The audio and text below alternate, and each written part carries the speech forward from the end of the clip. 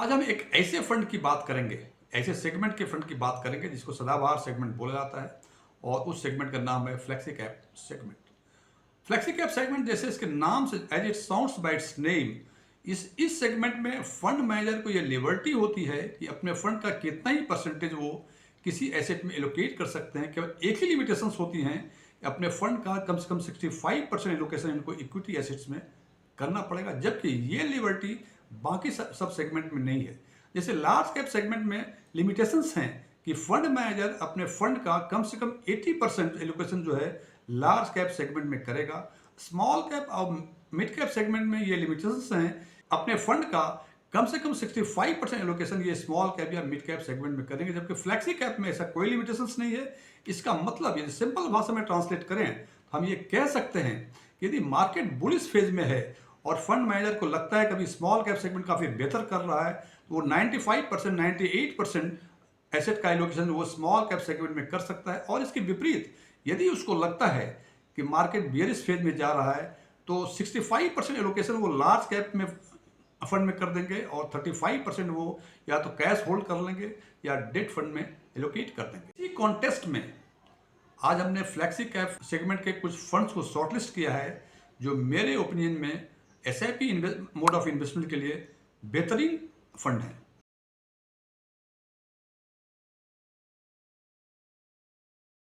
आज के एनालिसिस में हमने फ्लेक्सी कैप सेगमेंट के उन फंड्स को शॉर्टलिस्ट किया है जो एसआईपी पर्पज से मेरे ओपिनियन में बेहतर फंड है। और इस फंड को शॉर्टलिस्ट करने के लिए हमने दो मेन पैरामीटर्स को कंसिडर किया है, वो है रिटर्न पैरामीटर या परफॉर्मेंस का पैरामीटर और रिस्क का पैरामीटर। जैसा कि आप जानते हैं कि फ्लेक्सी कैप फंड का बेंचमार्क निफ्टी 500 टीआरआई है। सो हमने निफ्टी 500 टीआरआई के परफॉर्मेंस को हमने रेफरेंस रेट माना है और उसके हिसाब से ही हमने फर्स्ट फेज में फंड को शॉर्टलिस्ट किया है। और निफ्टी 500 टीआरआई का जो पिछले 10 सालों का XIRR है, 1 ईयर का 37%, 3 ईयर्स का 27.01%, 5 ईयर्स का 25.74% और 10 ईयर्स का 18.04% है। जब ये हमने फंड को शॉर्टलिस्ट किया तो इनिशियली हमने केवल 3 रिटर्न पैरामीटर के बेसिस पे फंड को शॉर्टलिस्ट किया। वो पैरामीटर थे 3 इयर्स का, 5 इयर्स का और 10 इयर्स का XIRR। और फंड को इस बेसिस पे शॉर्टलिस्ट करने के बाद फिर हमने 1 ईयर के XIRR को भी कंसिडर किया। इसको इस बात में इसलिए किया हमने कि नॉर्मल कोर्स में SIP का रिटर्न 1 ईयर के XIRR का कोई मतलब नहीं होता, लेकिन फिर भी ये फंड को शॉर्टलिस्ट करने के बाद हमने जानना चाहा कि देखें इन फंड का एक साल के XIR के लिहाज से कैसा परफॉर्मेंस है। दूसरा पैरामीटर है रिस्क रेशियोज। रिस्क रेशियोज में हमने 5 रेशियो को कंसिडर किया हुआ है। वो हैं स्टैंडर्ड डेविएशन, बीटा, शार्पे, शॉर्टिनो और अल्फा। यदि इन रेशियोज के बारे में आपको मालूम है तो अच्छी बात है, यदि चाहते हैं इसके बारे में और जानकारी लेना तो हमारे प्लेलिस्ट में जाके इसके बारे में जानकारी ले सकते हैं। वैसे बर्ड्स आई व्यू बता दूं कि स्टैंडर्ड डेविएशन और बीटा ये माने जाते हैं निगेटिव रेशियोज। इसका मतलब कि इनका जितना अधिक ये फिगर होंगे, जितने अधिक इसके रेशियो होंगे, वो फंड उतना ही खराब होगा। या यूं कह सकते हैं स्टैंडर्ड डेविएशन और बीटा जितना कम होगा वो फंड उतना अच्छा माना जाएगा। और शार्पे, शॉर्टिनो और अल्फा ये पॉजिटिव रेशियो माने जाते हैं। इसका मतलब ये रेशियो किसी फंड का जितना अधिक होगा वो फंड उतना अच्छा माना जाएगा। और हमने इसको रेफरेंस निकालने के लिए दो चीजों का ध्यान रखा। एक ध्यान रखा कि हर एक रिस्क में जो फ्लेक्सी कैप फंड का जो हाईएस्ट और लोएस्ट रेशियो है उसको कंसिडर किया और उन दोनों का एवरेज निकाला। जैसे स्टैंडर्ड डेविएशन की बातें करें तो फ्लेक्सी कैप के जितने फंड्स थे उसमें कम से कम स्टैंडर्ड डेविएशन 10.65 थे और अधिक से अधिक 15.79 था।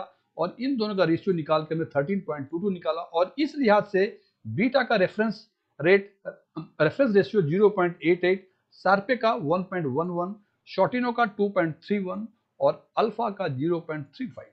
इन पांचों रेशियो को ध्यान से देखेंगे तो एक चीज आपको बहुत और लगेगा कि अल्फा में हमने 11.07 माइनस 10.37 लिखा हुआ है, लेकिन बाकी सब में आप जानते हैं कि एवरेज निकालने के लिए प्लस किया आता है, उसके बाद जितने फैक्टर्स होते हैं उससे उसको डिवाइड किया आता है। यहाँ हमने माइनस लिखा है। इसका एक ही कारण है कि अल्फा फ्लेक्सी कैप के जो फंड है उसका मैक्सिमम अल्फा जो है 11.07 था और मिनिमम अल्फा जो था -10.37 था, इसलिए हमने इसके एवरेज निकाला और ये एवरेज 0.35 आया। हालांकि ये अल्फा काफी कम है। सामान्य अवस्था में 0.35 का अल्फा होना कोई मतलब नहीं है, लेकिन चूंकि रेफरेंस रेट निकालने के लिए जो प्रोसेस हमने यूनिफॉर्म प्रोसेस हमने फॉलो किया था उसके हिसाब से ये 0.35 ही आता है। अब हम बात करते हैं सबसे पहला रिटर्न के बेसिस पे। रिटर्न के बेसिस पे जो बताया कि ये 3 पैरामीटर के बेसिस पे जो हमने फंड को शॉर्टलिस्ट किया, उसके हिसाब से ये 9 फंड्स आते हैं जो कि उन क्राइटेरिया 3 इयर्स, 5 इयर्स, 10 इयर्स का XIRR जो निफ्टी 500 TRI का था, कम से कम इसका परफॉर्मेंस उससे उतना या उससे बेहतर था। उदाहरण के तौर पे देखें, जैसे लिखा है कि 3 इयर्स का 27.01 इसका रेफरेंस पैरामीटर है, यानी निफ्टी 500 TRI का परफॉर्मेंस है। 5 इयर्स का 25.74 है और 10 इयर्स का 18.04। और इस लिहाज से जो 9 फंड्स हैं वो हैं HDFC के 2 फंड, फ्लेक्सी और HDFC फोकस। फ्रैंकलिन के भी 2 फंड हैं, फ्लेक्सी और फोकस। ICICI के फोकस्ड फंड हैं। GM का भी 2 फंड है, GM फ्लेक्सी और GM focus.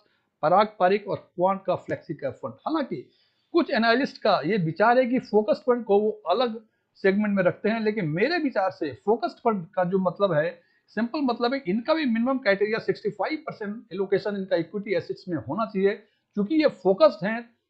For example HDFC focus 30 है, मतलब ये जो फोकस करते हैं केवल 30 स्टॉक्स में करते हैं, इसी के लिए इनका नाम फोकस्ड है। अदरवाइज ये फोकस्ड फंड भी मेरे विचार फ्लेक्सी कैप सेगमेंट का ही पार्ट है। और इस लिहाज से हम देखते हैं कि 3 इयर्स में जो बेंचमार्क है 27.01 है और इसमें सबसे अधिक 42.80% GM फ्लेक्सी कैप फंड का है। और सबसे कम 27.39 पराग पारिक का है। 5 इयर्स में सबसे अधिक यहाँ फिर 38.93 ये क्वांट फ्लेक्सी का है और सबसे कम 27.52 GM फोकस का है। और 10 इयर्स के स्लॉट में देखें तो सबसे अधिक 26.39 क्वांट फ्लेक्सी का है और सबसे कम इट कम्स टू 19.26%, सॉरी 18.53% ये GM फोकस का है। इस प्रकार से हम देखते हैं ये 9 के 9 फंड जो हैं, ये 3 पैरामीटर 3 इयर्स, 5 इयर्स, 10 इयर्स का जो XIR का रेफरेंस, सारे रेफरेंस रेट को ये क्वालिफाई कर रहे हैं। अब यदि बात करें हम रिस्क प्रोफाइल की या रिस्क रेशियो एनालिसिस की, तो जैसा कि पहले बताया कि 5 पैरामीटर्स लिए हुए हैं, standard deviation, Sharpe, Sortino, beta and alpha. अब यहां देखते हैं कि इसमें कुछ ब्लॉक्स हैं जो कलर्ड नहीं है, बाकी सारे ब्लॉक्स कलर्ड हैं। ब्लॉक्स कलर्ड होने का मतलब जो इन रिस्क रेशियो का जो रेफरेंस रेट है वो क्वालिफाई कर रहे हैं, और जो ब्लॉक कलर्ड नहीं है इसका मतलब वो क्वालिफाई नहीं कर रहे हैं। हमने रिटर्न एनालिसिस में हमने ये किया था कि जो भी रेफरेंस रेट थे 3 इयर्स, 5 इयर्स, 10 इयर्स के, हम उन्हीं फंड को इसमें इंक्लूड किया था जो इस पैरामीटर को क्वालिफाई कर रहे थे। और उसके क्वालिफिकेशन के बाद जो 9 फंड शॉर्टलिस्ट हुए, इन 9 फंड का ये पांचों ratio, standard deviation, Sharpe, Sortino, beta और अल्फा को हमने टेबुलेट किया हुआ है। और इस हिसाब से हम देखते हैं कि टोटल पैरामीटर्स जो है 4 पैरामीटर्स रिटर्न में है और 5 पैरामीटर्स रिस्क रेशियोज में है, और केवल 2 ही फंड ऐसे हैं जो कि सारे 9 के 9 पैरामीटर्स का रेफरेंस रेट को क्वालिफाई कर रहे हैं, और वो फंड हैं HDFC का फ्लेक्सी कैप और फोकस का HDFC का फोकस 30 फंड। इसलिए हमने हर एक पैरामीटर्स को एक स्कोर दिया है और इस सारे 9 फंड्स का हमने कंपोजिट स्कोर निकाला है। और कंपोजिट स्कोर निकालने के बाद जो हम देखते हैं कि 2 फंड, HDFC के दोनों फंड ये 9 में से 9 पैरामीटर में क्वालिफाई कर रहे हैं। फ्रैंकलिन के दोनों फंड फ्रैंकलिन के दोनों फंड और ICICI के प्रूडेंशियल के फोकस फंड, ये 3 फंड ऐसे हैं जो 9 में से 8 पैरामीटर क्वालिफाई कर रहे हैं, इसलिए इनका स्कोर, कंपोजिट स्कोर 8 है। फिर 3 फंड और हैं, जेएम का फ्लेक्सी कैप, जेएम का फोकस्ड फंड, पराग पारिक का, ये 9 में से 7 पैरामीटर्स को क्वालिफाई कर रहे हैं, और क्वांट का फ्लेक्सी कम, ये 9 में से केवल 6 पैरामीटर्स को क्वालिफाई कर रहे हैं। तो निश्चित रूप से अब यदि इन फंड्स की रैंकिंग करेंगे तो इतना तो तय है कि HDFC का फ्लेक्सी कैप फंड और HDFC का फोकस्ड फंड फर्स्ट और सेकेंड पोजीशन पे रहेगा, क्योंकि इनका जो कंपोजिट स्कोर है ये 9 आउट ऑफ 9 दोनों का है। अब यदि इन दोनों फंड को आपस में फर्स्ट सेकेंड के रैंकिंग के लिए यदि तुलना करें, तो हम देखते हैं कि HDFC flexi cap first year में 38 वो बेहतर है, सेकेंड ईयर में थर्ड ईयर में फोकस फंड बेहतर है, 5 साल के XIR के बेसिस पे फोकस फंड बेहतर है, 10 इयर्स के XIR के बेसिस पे फ्लेक्सी कैप बेसिस है। तो हम यदि रिटर्न के बेसिस पे ही केवल देखें तो हमें देखते हैं आउट ऑफ 4 पैरामीटर्स, 2 पैरामीटर्स में HDFC फ्लेक्सी कैप अच्छा परफॉर्म कर रहा है और 2 में एचडीएफसी का फोकस फंड अच्छा परफॉर्म कर रहा है। अब यदि रिस्क रेशियो की यदि बातें करें तो हम देखते हैं स्टैंडर्ड डेविएशन 11.62 ये आपका एचडीएफसी फोकस का बेहतर है। सार्पे का 1.88 ये एचडीएफसी फोकस का बेहतर है। शॉर्टिनो का 2.79 ये एचडीएफसी फोकस का बेहतर है। बीटा का 0.77 ये एचडीएफसी फोकस का बेहतर है और अल्फा 10.55 ये एचडीएफसी फोकस का बेहतर है। तो हम देखते हैं कि 9 पैरामीटर्स में से 6 पैरामीटर में बेहतर एचडीएफसी फोकस फंड है और 2 पैरामीटर्स में एचडीएफसी फ्लेक्सी कैप फंड है। इसलिए हमने रैंकिंग के लिहाज से हमने फर्स्ट रैंक दिया एचडीएफसी फोकस फंड को और सेकेंड रैंक दिया एचडीएफसी फ्लेक्सी कैप फंड को। अब बात करें उन फंड्स की जिनका score composite score 8 out of 9 है और इसमें हम देखते हैं कि फ्रैंकलिन के 2 फंड हैं और आईसीआईसी के 1 फंड है। अब यदि बात करें तो इन तीनों में यदि कंपैरिजन करें तो फर्स्ट ईयर में देखते हैं कि बेहतर है आईसीआईसी प्रूडेंशियल का। थर्ड ईयर में भी इन तीनों के कंपैरिजन में सबसे अच्छा 33.84 3 इयर्स में भी है। 5 इयर्स में भी 5 इयर्स में 31.09% ये भी सबसे बेहतर है। 10 इयर्स में भी 20.53 ये सबसे बेहतर है। इन तीनों की भी तुलना करें तो इस हिसाब से हम देखते हैं कि इन तीनों फंड में से 4 आउट ऑफ 4 रिटर्न के बेसिस पर आईसीआईसी प्रूडेंशियल लीड कर रहा है। अब यदि बात करें रिस्क रेशियोज की तो रिस्क रेशियो 12.81 ये 12.18 जो है फ्रैंकलिन इंडिया फोकस फंड का बेहतर है। सार्पे की यदि बातें करें तो 1.47 आईसीआईसी का बेहतर है। शॉर्टिनो की यदि बातें करें तो 2.71 ये भी आईसीआईसी का बेहतर है।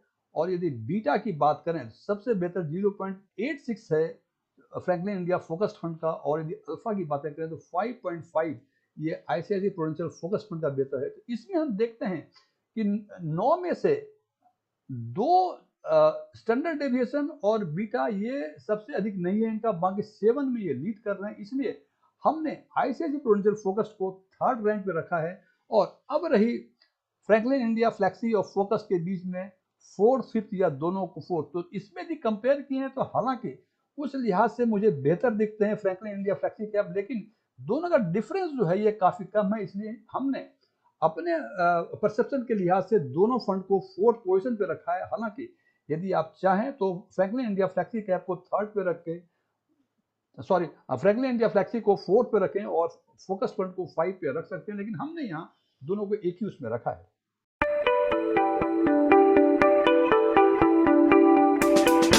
अभी तक जो रैंकिंग की हमने, ये रैंकिंग उन इन्वेस्टर्स के लिए की जो रिस्क एवर्स हैं। इसका मतलब जो ये चाहते हैं कि कम से कम रिस्क हो और रिटर्न अधिक से अधिक हो, उसके हिसाब से हमने ये रैंक किया 1 2 3 4। लेकिन बहुत सारे इन्वेस्टर्स ऐसे हैं जो रिस्क लवर हैं, उनका ये सोच है कि हम कोई भी रिस्क ले सकते हैं, हमें परफॉर्मेंस बेहतर मिलना चाहिए। तो अब हम उन इन्वेस्टर्स के लिए इस 9 में से रैंक करेंगे फंड्स की, और इस लिहाज से हम देखते हैं कि सबसे बेहतर 1 ईयर में सबसे बेहतर परफॉर्मेंस 47% है क्वांट फ्लेक्सी कैप का। थर्ड ईयर में सबसे बेहतर है 42.80 जीएम फ्लेक्सी कैप का। 5 ईयर में सबसे बेहतर है 38.93 ये क्वांट फ्लेक्सी का।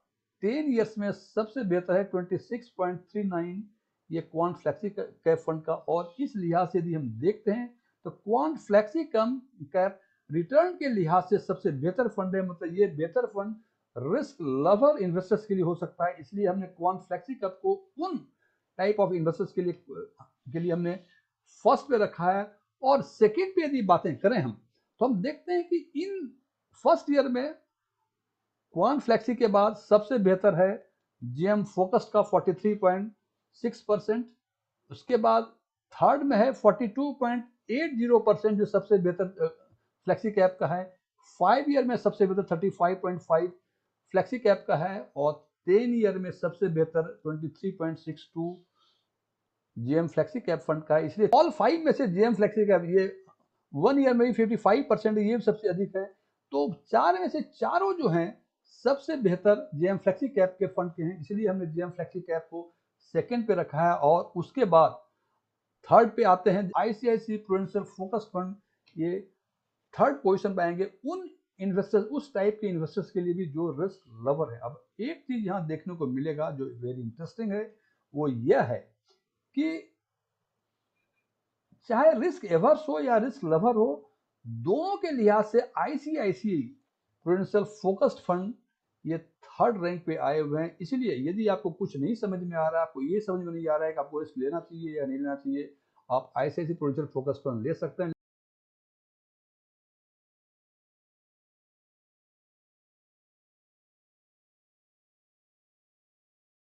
अंतिम निर्णय आप अपने परसेप्शन के हिसाब से खुद लें। Thank you.